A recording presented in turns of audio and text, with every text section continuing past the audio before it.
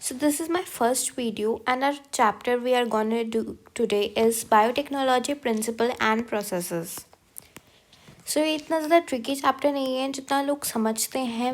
हम NCERT 100% NCERT line by line करेंगे, समझेंगे इसको, तो ये ईजिली ये चैप्टर जो है हमारा कंप्लीट हो जाएगा.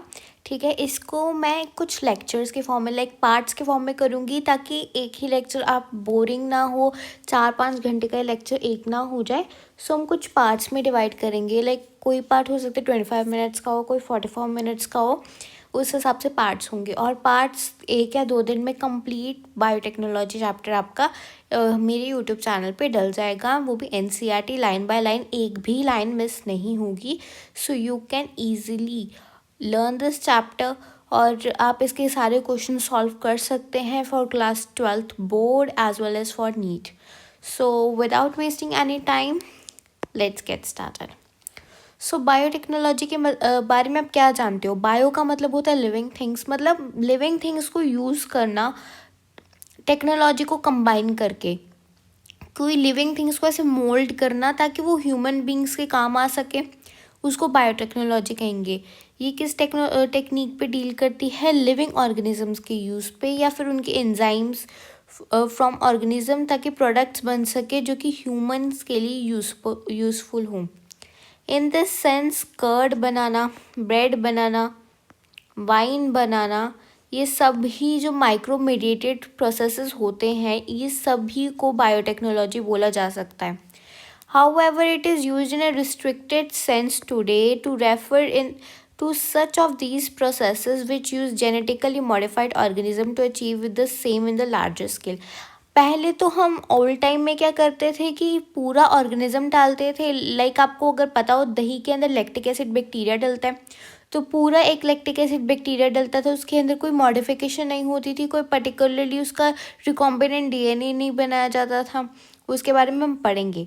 ठीक है, तो फिर ये पूरा का पूरा एक जो है बीच में पूरा का पूरा डाला जाता था. लाइक दही बनाने में पूरा लैक्टिक एसिड बैक्टीरिया डाला जाता था, उसमें कोई भी मॉडिफाई नहीं होता था. ये थी सोच पुराने टाइम की कि ओल्ड. अब मॉडर्न टाइम में क्या हुआ है, उसमें जेनेटिकली उसको जीन को मॉडिफाई किया जाता है ताकि उसको लार्जर स्केल पे कोई मेडिसिन बनानी हो तो उसको लार्जर स्केल पे हम स्केलिंग कर सके उसकी, या फिर etcetera. Further, many other processes techniques are also included under biotechnology, जैसे कि in vitro fertilization leading to test tube baby. जैसे कि हम टेस्ट ट्यूब बेबी प्रोग्राम के आप बारे में जानते हो, आपने चैप्टर 2 में पढ़ा हो, chapter 2 of zoology that is reproductive health में आपने टेस्ट ट्यूब बेबी के बारे में पढ़ा हो. ठीक है, तो इन विट्रो ग्रो किया जाता है, टेस्ट ट्यूब मतलब कि फर्टिलाइजेशन बॉडी के बाहर करवाई जाती है. ठीक है, developing a DNA vaccine or correcting a defective gene are all the parts of biotechnology. अब एक यूरोपियन फेडरेशन ऑफ बायोटेक्नोलॉजी, इसकी फुल फॉर्म आ सकती है, उसने एक हमें क्या दी है, एक डेफिनेशन दी है किसकी, बायोटेक्नोलॉजी की, जो क्या कहती है, जो कि ट्रेडिशनल व्यू के साथ साथ मॉडर्न व्यू को भी आपको एक ही डेफिनेशन में सब कुछ बताती है. तो ये क्या है, integration of natural size and organism sales part theory of and molecular analogues for the products and surfaces. मतलब इंटीग्रेशन मतलब चेंज करना, उसकी नेचुरल साइंस में ऑर्गेनिज्म के अंदर सब कुछ चेंज करना ताकि कुछ ऐसे प्रोडक्ट्स बना सके, सर्विसेज बना सके जो कि हमारे मैनकाइंड के लिए, ह्यूमन बींग्स के लिए क्या हो, यूज़फुल हो. ठीक है, अब हम पढ़ते हैं principles of biotechnology. Among many, the two core techniques that enabled the birth of the modern biotechnology are, पहली टेक्निक को हम जेनेटिक इंजीनियरिंग बोलते हैं. जेनेटिक इंजीनियरिंग में क्या होगा, alter the chemistry of genetic material, जिसमें हम डीएनए की या फिर आरएनए की क्या करेंगे, ऑल्टर करेंगे, मतलब चेंज करेंगे उसकी फिनोटाइप में. ये रब नहीं हुआ. To introduce this into host organism, हम फिर इसको क्या करेंगे, होस्ट ऑर्गेनिज्म के अंदर इंट्रोड्यूस करवाएंगे. ठीक है, और 10 change the phenotype of the host organism.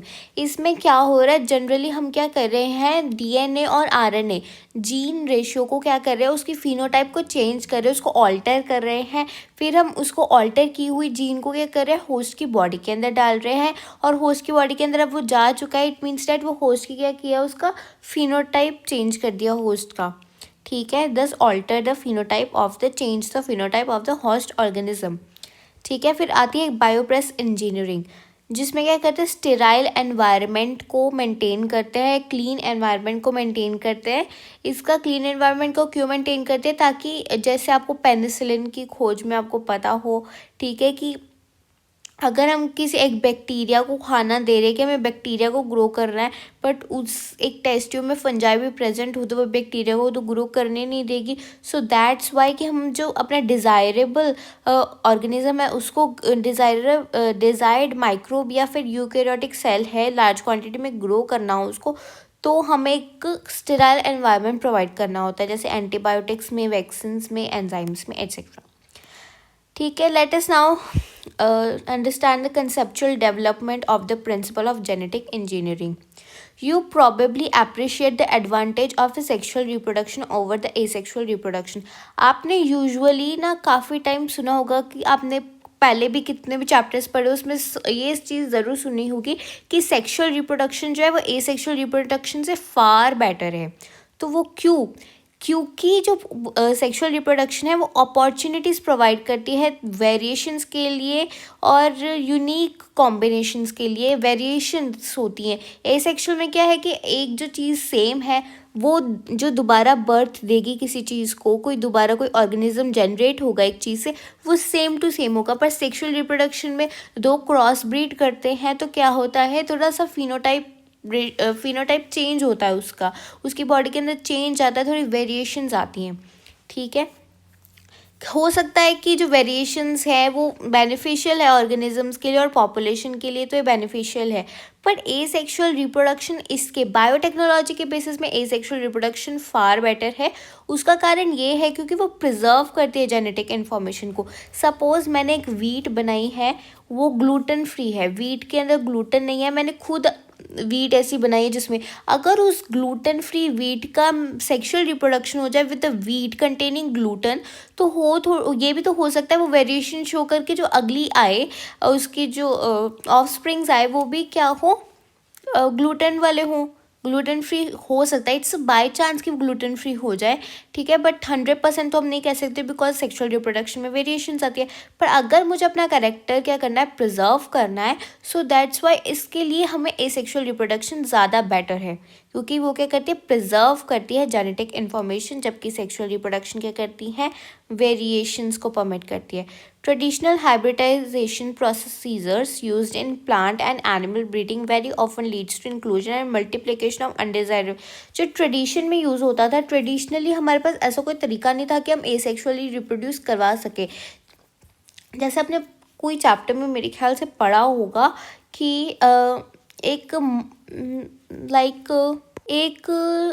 क्या किया गया, एक जो काफ़ी दूध देने वाली गाय को ब्रीड करवाया गया एक ताज़ा नहीं, मतलब कि एक पहलवान सांड से, ताकि एक अच्छा ऑफस्प्रिंग पैदा हो पाए। ठीक है, तो ये ज़रूरी थोड़ी ना है कि उसके अंदर जो मदर फादर के जो वही गुण है जो हम चाहते हैं वही है, उसकी जगह हो सकता है ना वेरिएशन शो होकर कुछ और आगे जाके कुछ और आ जाए। ये तो बाई चांस की बात होती है कि डिज़ायरेबल कैरेक्टर्स ज़्यादा, अनडिज़ायरेबल जीन्स भी तो हो सकते हैं ना।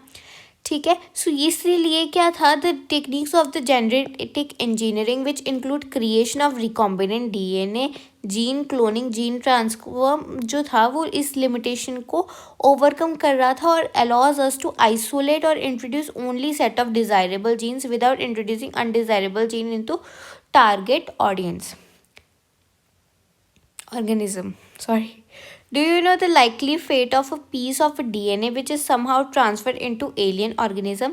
आपको उस DNA का फेट पता है, उसकी किस्मत, फेट को बोलते हैं ना, कि जो DNA का पीस है अगर उसको हम एलियन ऑर्गेनिज्म के अंदर ट्रांसफ़र कर दें तो क्या होगा।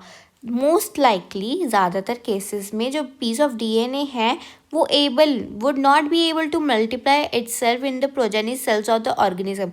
डीएनए जो है, अगर हम डायरेक्ट डीएनए को हम किसी विदाउट वेक्टर के साथ कंबाइन करें, किसी ऑर्गेनिज्म में डाल देंगे तो नहीं कर पाएगा, वो अपने आप को क्या करे, डिवाइड नहीं कर पाएगा, प्रोजेनिस मल्टीप्लाई नहीं कर पाएगा, प्रोजेनिस जनरेट नहीं कर पाएगा। But when it gets integrated into genome of the recipient it may multiply and may be inherited along with the host DNA. But अगर हम इसको किसी जीनोम के साथ इंट्रोड्यूस करा दें, किसी जीनोम में, और फिर हम किसी ऑर्गेनिज्म के अंदर डालें, तो यस, ये हो सकता है कि मल्टीप्लाई कर ले। This is because the alien piece of DNA has become a part of a chromosome. Because ऐसा इसलिए हुआ क्योंकि जो डीएनए का जो डीएनए हमारा, वो अब एलियन पीस ऑफ डीएनए का क्रोमोसोम उसके अंदर आ चुका है। वो एक एलियन पीस के जो डीएनए के क्रोमोसोम का पार्ट, खुद का पार्ट बन चुका है, बिकॉज उसको हमने किसी एलियन मतलब किसी अपने के साथ कंबाइन कर दिया है, ठीक है। Which has the ability to replicate in a chromosome. एक स्पेसिफिक डीएनए सीक्वेंस होता है जिसको हम ओरिजिन ऑफ रेप्लिकेशन कहते हैं, जो कि रिस्पॉन्सिबल होता है रेप्लिकेशन को इनिशिएट करने के लिए। Therefore, for the multiplication of any alien piece of DNA in an organism, it is need to be part of chromosome which has a specific sequence known as origin of replication. अगर हमें DNA को multiply करवाना है तो हमें उसे ऐसे chromosome के साथ लिंक करवाना होगा जिसके पास वो स्पेसिफिक सीक्वेंस उसका प्रेजेंट हो, जिसको हम ओरिजिन ऑफ रेप्लिकेशन कहते हैं। Thus an alien DNA is linked with the origin of replication, ठीक है, so that the alien piece of DNA can replicate and multiply itself in the host organism. This can also be called as cloning or making multiple identical copies of any template DNA. अब हम focus करते हैं first construction of an artificial recombinant DNA molecule. So first artificial recombinant DNA कैसे बना था? जो construction of first recombinant DNA emerge from the possibility of linking a gene encoding antibiotic resistance with the native plasmid. सबसे पहले हमारे पास ये एक organism था, इस ऑर्गेनिज्म का नाम हम रख रहे हैं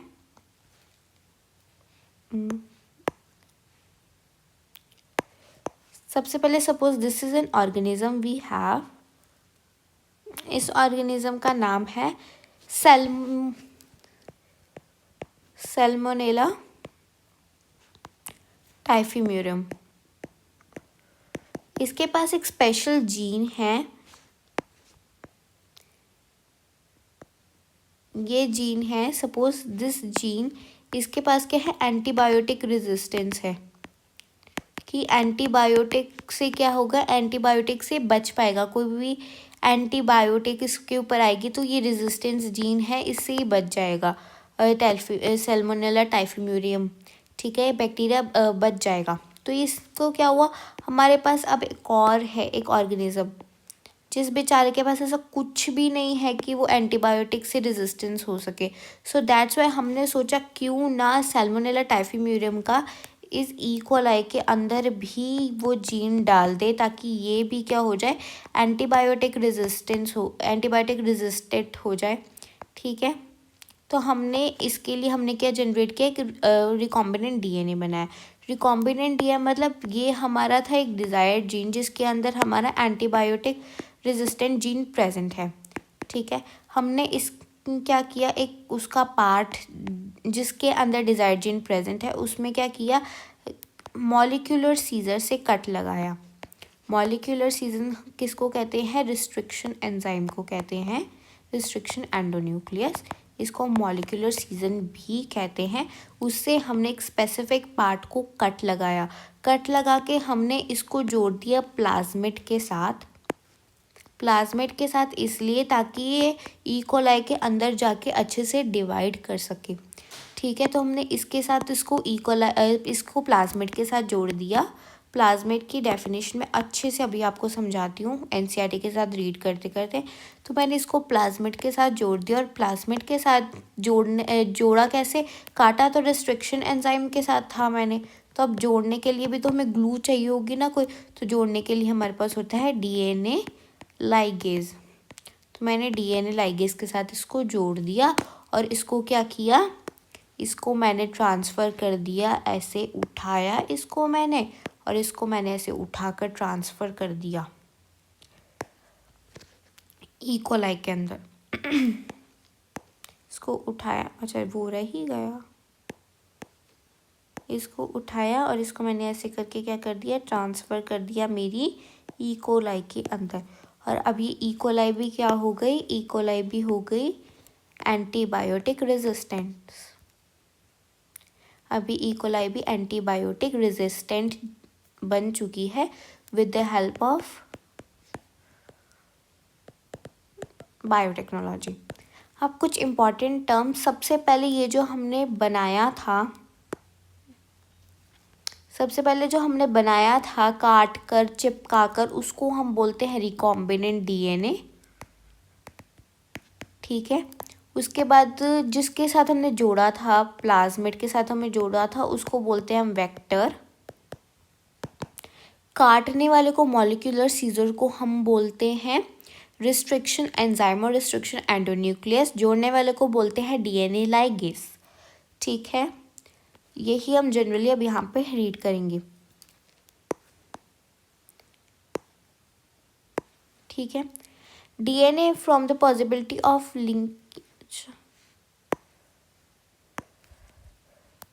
linking gene encoding antibiotic resistance with native plasmid के साथ वो जीन जोड़ी जिसमें एंटीबायोटिक रेजिस्टेंस था, जिसको autonomously replicating circular extra chromosomal DNA कहते हैं। जो ऑटोनॉमसली मतलब किसी के अंदर जाके वो खुद डिवाइड करता है, सर्कुलर एक्स्ट्रा क्रोमोसोमल डीएनए होता है। सैल्मोनेला टाइफीम्यूरियम का हमने लिया। ये किसने एक्सपेरिमेंट परफॉर्म किया था, स्टैनले कोहन ने और हर्बर्ट बोअर ने। Accomplished this in 1972 by isolating the antibiotic resistance gene, cutting out a piece of DNA from a plasmid से कट किया और रिस्पॉन्सिबल किया एंटीबायोटिक रेजिस्टेंस जीन को उसके अंदर ट्रांसफ़र करवाया। जो डीएनए की कटिंग थी स्पेसिफिक लोकेशन की, वो पॉसिबल हुई with the discovery of the so called, ये क्या है, मैंने सब कुछ रब किया था, with so called molecular scissors. Molecular scissor के साथ ही पॉसिबल हुआ, जिसको हमने रिस्ट्रिक्शन एंजाइम बोला। जो कट ऑफ डीएनए था वो लिंक किया गया प्लाज्मिड डीएनए के साथ। इस प्लाज्मिड डीएनए को वेक्टर की तरह एक्ट करता है और ये ट्रांसफ़र करता है piece of DNA attach to it को, किसके अंदर, होस्ट की बॉडी के अंदर।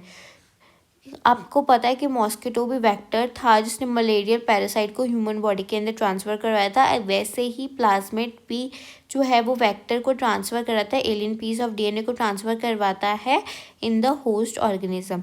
जो एंटीबायोटिक रेजिस्टेंस जीन थी लिंक करना प्लाज्मिड वेक्टर के कारण, वो किसके कारण पॉसिबल हो पाया, डीएनए लाइगेज के कारण, which acts on a cut DNA molecule और ज्वाइन करता है उसके end. This makes a new combination of circular autonomously replicating DNA created in vitro outside body, मतलब is known as recombinant DNA. जब ये DNA को ट्रांसफ़र किया गया है इस कोलाई में, डेट इज़ ई कोलाई, और बैक्टीरिया अब रिलेट हो गया सैल्मोनेला की तरह, क्योंकि उसके अंदर भी एंटीबायोटिक रेजिस्टेंट जीन आ गई है। It could replicate using the new host DNA polymerase enzyme and make multiple copies. अब उसके अंदर ही वो डिवाइड करेगी और मल्टीपल कॉपीज बनाएगी। The ability to multiply the copies of antibiotic resistance gene in E coli को हम क्लोनिंग बोलते हैं, एंटीबायोटिक रेजिस्टेंस जीन की। अब आपको सबसे पहले जो 3 बेसिक स्टेप्स है जो कि हमें जेनेटिकली मॉडिफाइड ऑर्गेनिजम्स में यूज़ करने होते हैं, वो पहला होता है identification of DNA with desirable gene के साथ आइडेंटिफिकेशन करनी, इंट्रोडक्शन करवानी identified DNA molecule into the host body के अंदर, उसका इंट्रोड्यूस करवाना और उसको मेंटेनेंस करना ताकि वो क्या कर सके, ट्रांसफ़र कर सके डीएनए को, जो हमने रिकॉम्बिनेंट डीएनए बनाया उसको आगे जाके भी होस्ट बॉडी के अंदर ट्रांसफ़र क्या कर सके, और उसको प्रोजेनिस के अंदर भी वो करेक्टर जो है वो शो हो जाए, उसके अंदर कोई ऐसी वैसी वेरिएशन ना आ जाए। So this is for the today's lecture. जो आज का लेक्चर था वो सिंपली था इंट्रोडक्शन पे बेस्ड। जो नेक्स्ट लेक्चर है उसमें हम tools of recombinant DNA technology करेंगे, जिसमें रिस्ट्रिक्शन एंजाइम के बारे में हम ध्यान से अच्छे से पढ़ेंगे। और उसके बाद हम मतलब डीएनए लाइगेज के पहले करेंगे सेपरेशन और आइसोलेशन, उसके बाद क्लोनिंग वेक्टर्स, ओरिजिन ऑफ ये उसकी क्लोनिंग वेक्टर्स के ही अंडर आते हैं, ठीक है, वेक्टर्स ये वाला करेंगे। उसके बाद recombinant DNA micro injections. This chapter is not that difficult if you thinking that this chapter is difficult chapter, कोई बात नहीं, ये चैप्टर हो जाएगा। आप बस मेरे साथ इस लेक्चर सीरीज़ में बने रहिए। और thank you so much for watching the video. अगर आपको कुछ भी प्रॉब्लम होगी तो जस्ट कमेंट डाउन, मैं उसी टाइम कमेंट का रिप्लाई करने की कोशिश करूँगी, और I will reply all the comments. So thank you for watching the video and keep practicing with us. Like, share and subscribe. So thank you so much and all the best for your studies ahead.